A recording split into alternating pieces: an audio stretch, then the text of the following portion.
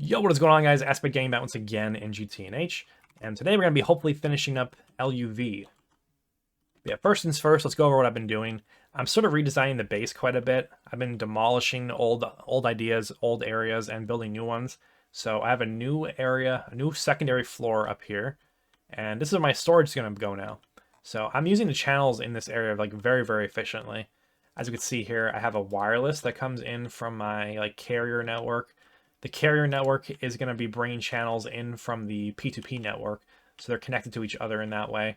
And then we bring up here a P2P tunnel, which is using 2 whole channels for my entire storage network. So that's the pink net here. And then the 2 channels here is just a fluid storage bus and a storage bus on a interface and dual interface respectively. No weird settings or anything on these. That's just kind of how we're doing it. So this is going to be allowing, this is on bidirectional mode actually, just remember that. So items can go into and out of it. But yeah, either way, I have fluids on that side and items on this side. They're both set up the same at the moment. I'm going to do some deep storage pretty soon, but at the moment we just have bulks. We just have like random storage. And I need to redo a lot of it and clean things up. Because as you can see, I have a lot of drives already, but most of them are filled up with garbage. Or like I just have some random items that I have like a bajillion of, and it destroys my storage. So if at some point we're going to have deep storage for items and fluids as well. But yeah, over here we have the subnet, the pink net, creating another subnet here, which is a storage bus on bidirectional again, going to an interface. And then this subnet is handling the drives. So each side of the controller, I'll move this at some point so it's a more convenient location, but each side of the controller handles 32 different drives, and these can each have, 10 different storage cells in them. So I have a lot of room to expand in, and then 5 slots for more of these. And if I really wanted more, we can go vertically up another row, or just keep stacking them behind, like a giant server room, something like that. But I think 5 of these probably should be enough to beat the game, and we have left enough room there. Same thing for the fluids. These are all actually getting full. You can see most of them are full right now. Probably need some more of these. I should work on that. Let me ask for some right now, actually, while I'm thinking about it. I have a couple, actually. I don't know, I'm going to make 64Ks until I can partition. I got to partition some cells and make bigger ones in general. Yeah, it's kind of a problem, though. We'll do one more drive of 64s, then we'll start doing much larger cells, because, again, it's kind of a problem. But I'm working on it. It's a work in progress. The whole base is, I also made some new doorways here. I want the base to be more interconnected in a way that you can kind of like fly between it. So this room got pretty much demolished. This is my old like EV/IV machine area.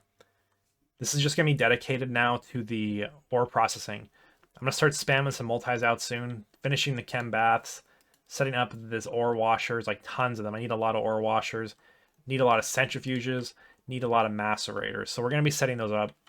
You don't need as many of these. I'll probably make them all quads though, just to speed things up a little bit. And also upgrade the energy by quite a bit, because they're all on IV right now.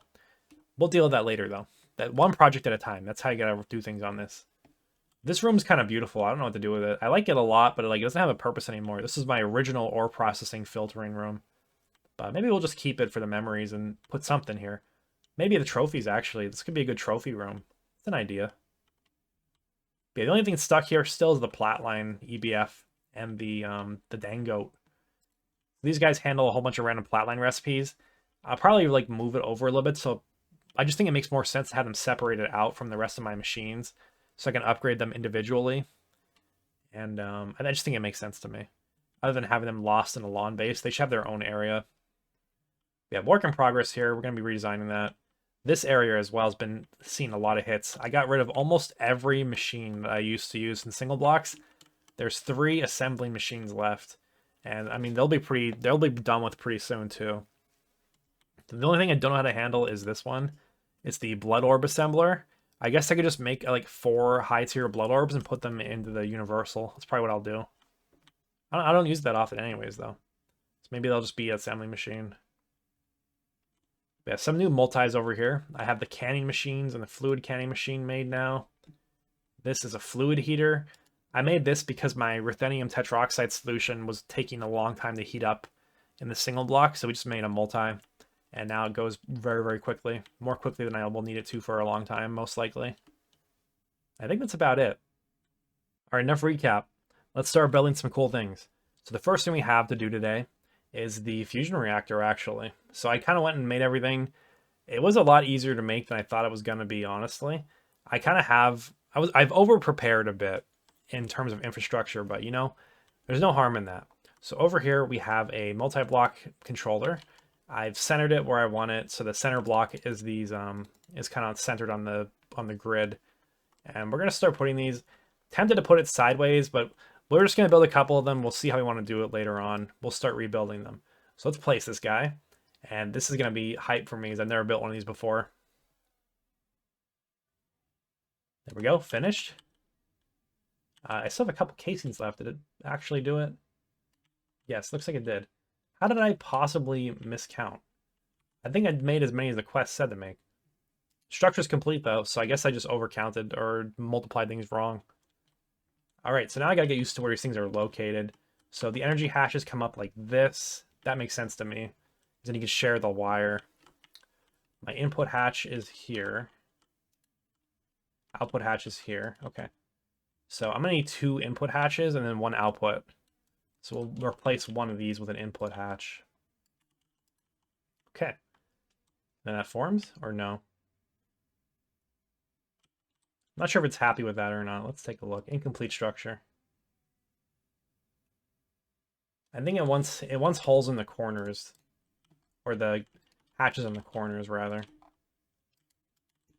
Let's see if that makes it happy. Yeah, okay, now it's good. Perfect. So the structure formed properly. Now I gotta wire this up with A2 and everything like that. All right, we're done with this. It's all hooked up now.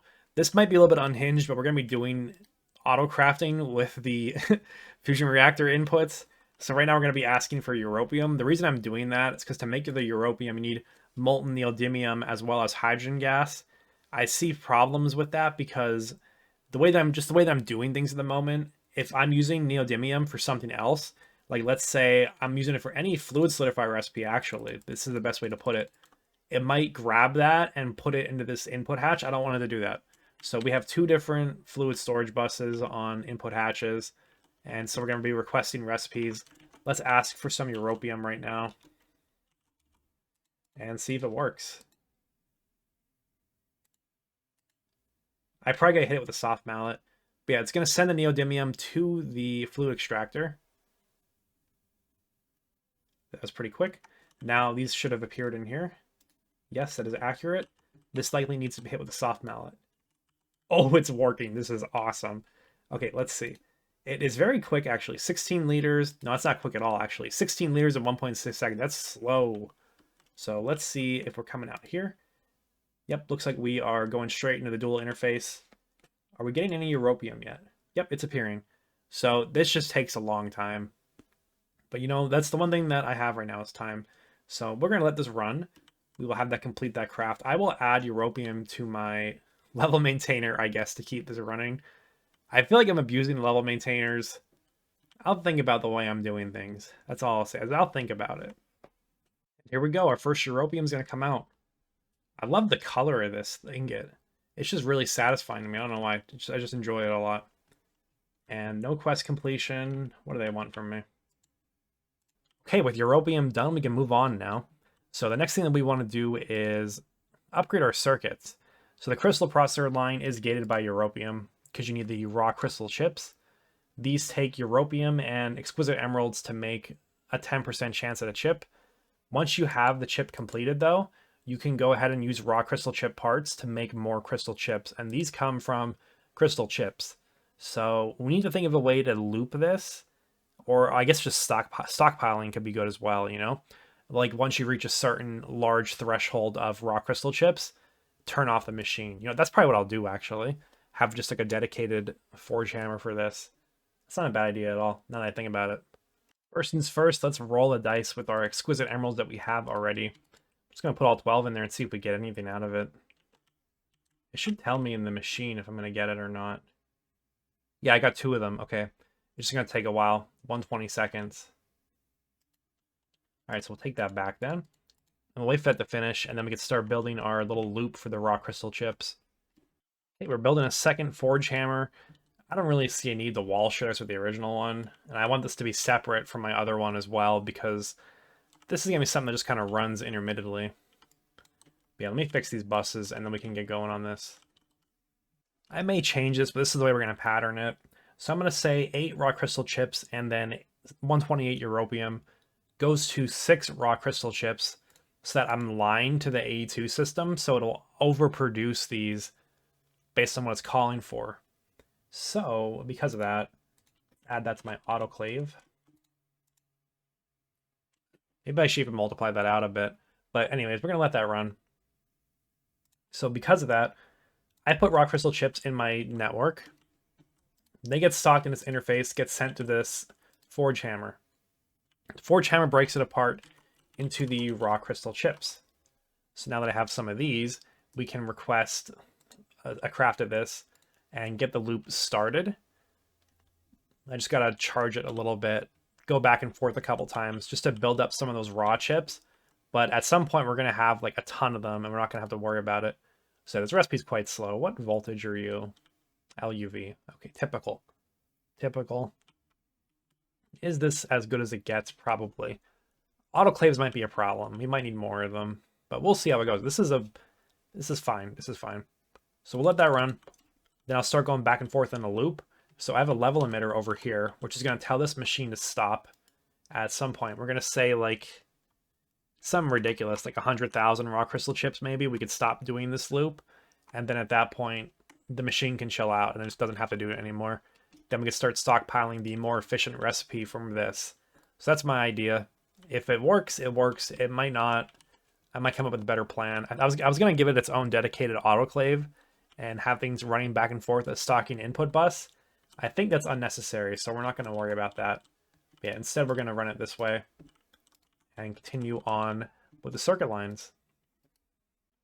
Okay, next up, we got to gather a whole bunch of random materials. So a couple of which we're going to be gathering in different ways. One of which is the praseolite. So there's 3 quests over here. For one is cubic zirconia. We have this done already. We have tons of zirconium from like tin processing. One is tellurium. Tellurium we got from doing an EBF recipe, which you put lead into a EBF and you get tellurium nuggets out of it. Let's look that one up just so you can see it. Yeah, here it is. Crushed lead goes to an EBF. You get lead and tellurium. Now, the last thing that we need is the praseolite. Praseolite comes from like an interesting recipe where you put quartzite and amethyst in an EBF to get flawed praseolite. And we need exquisite for the purposes of creating imprints. So that's pretty easy to do. We just got to pattern the rest of it. We're getting our amethyst from a special meteor. The amethyst ore is in the Firestone lens meteor. The rest is kind of like, it's a little bit junk. You get a little bit of nether star out of it. That's kind of interesting. I didn't realize that. But yeah, this meteor's too big and not that crazy good, to be honest. So we're going to probably skip out on this one.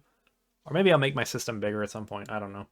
But yeah, we're doing the Firestone lens one. This gets you a little bit of amethyst. So we just got to let this run through the systems now. Yeah, we have 900 amethyst there. Looks like it hasn't really made its way out. Yeah, maybe I'll go make food or something while that works, and then we'll have everything that we need. Program the rest of these in, and then it should be pretty easy to get my imprints. This is a whole bunch of like random recipes for the circuit compound Mark III dust. I think it's all stuff that we have accessible to us. Let me look through this. I'll program all these, and honestly, by then the amethyst might be done. So maybe we'll get the imprints done all in one go right here. I've ran into a problem. So this recipe is a 75% chance of success. What I don't know if that's like guaranteed, or if it's like over 1,000 runs you will have 75%, or if it's literally like, if I pattern this for 4, if I say put 4 of these in, get 3 of these out, will it always work? I don't know. But that, now saying it out loud, let's find out. So I'm going to say 4 of those is going to give me 3 of these. And we'll see if that works. If it's a true 75%, it won't always. If it's like weird Minecraft like pseudo math, which I've seen before in this, where you have a 10% chance at a byproduct, that means that every 10th byproduct, every 10th operation gives you a byproduct. So we'll see if that works.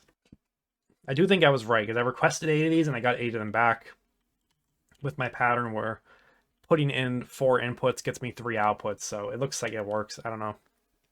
Every 4th operation fails, maybe on a global timer.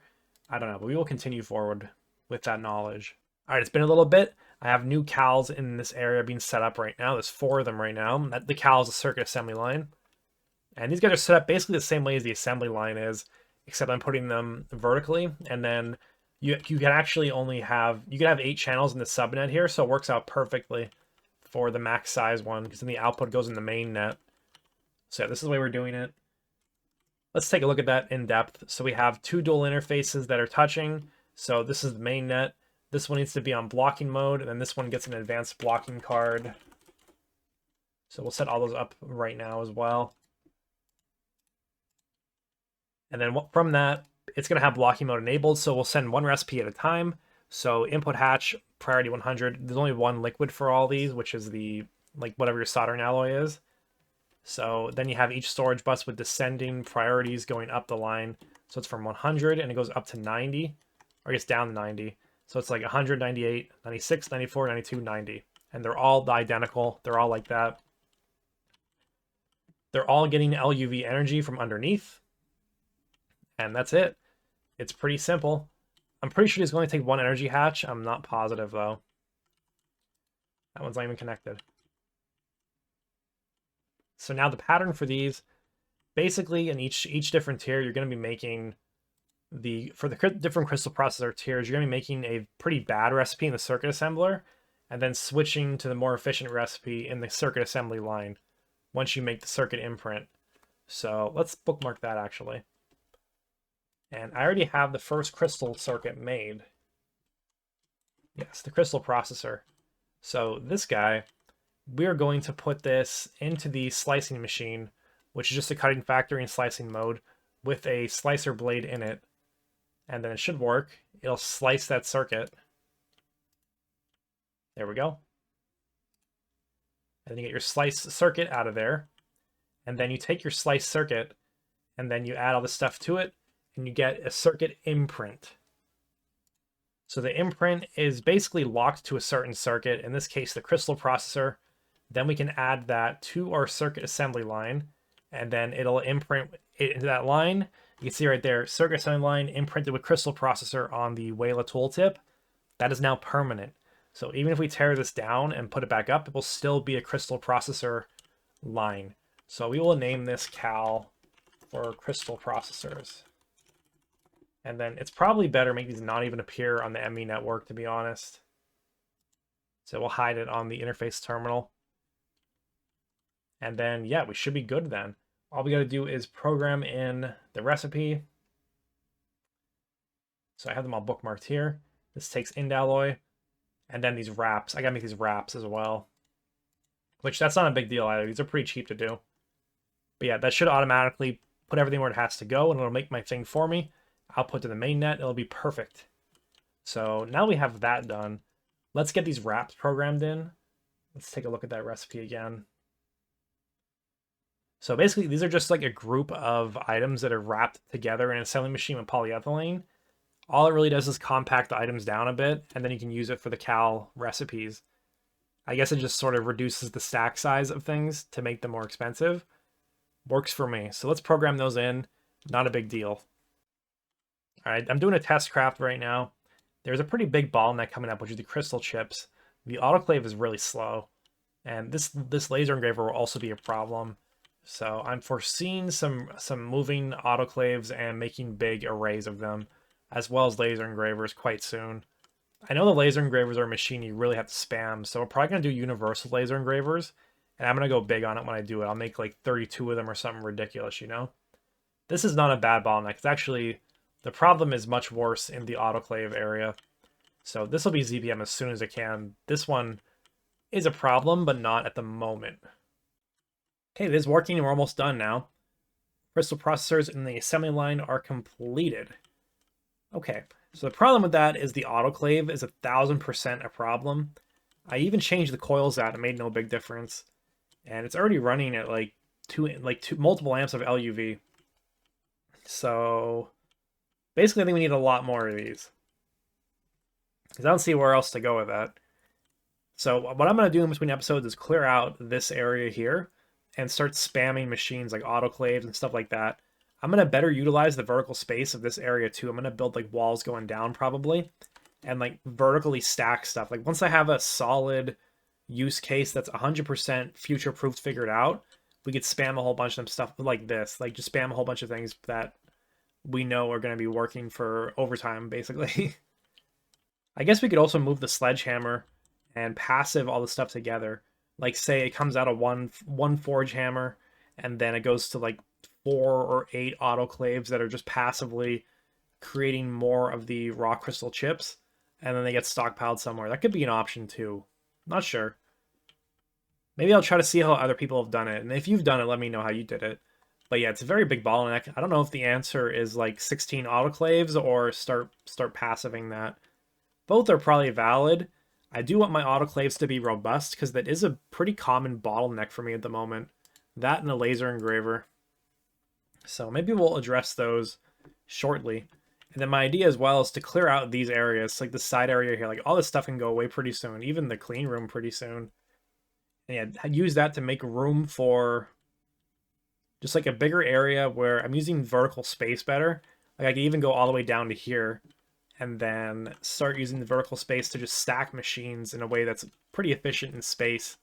And then I'm now having a much better idea of how to set these up permanently for the future to like make it really deep into the pack. So we can do that in a way that's efficient, in a way that is efficient on space, channels, everything, you know, and start making permanent setups in an area like this in the vertical space. Okay, what is next? We shall make the crystal processor assembly, the bad recipe in the clean room.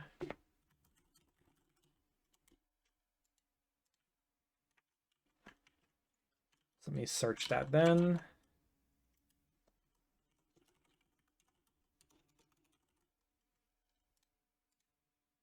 Okay, nothing difficult. Once again, nothing that's like a big showstopper. One thing that is a showstopper in general is my osmium production. I am out of it, and it's getting difficult to make more of it. I'm out of potassium, so we need more potassium. I do have a source of potassium located, that being gas tiers. So I have infinite gas tiers already, but I just need to process these down and get the individual parts going, which is not difficult. But I want to improve this room over here for the passives and build that over here, which will probably be next time. Next time we're going to do a ton of passive stuff and just start knocking out, upgrading these EECs. I haven't touched these since IV, and we're basically ZPM now. We didn't make the energy hatch yet, but we're very close to it. So yeah, we will have to deal with the osmium issue very, very soon.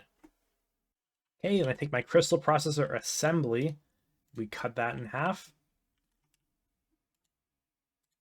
I didn't get the quest for it, did I? Okay, I need the circuit imprint anyways. Then we go and we make our circuit imprint. There it is. Crystal processor assembly. And then we pick a cal that will do that job. This one will do.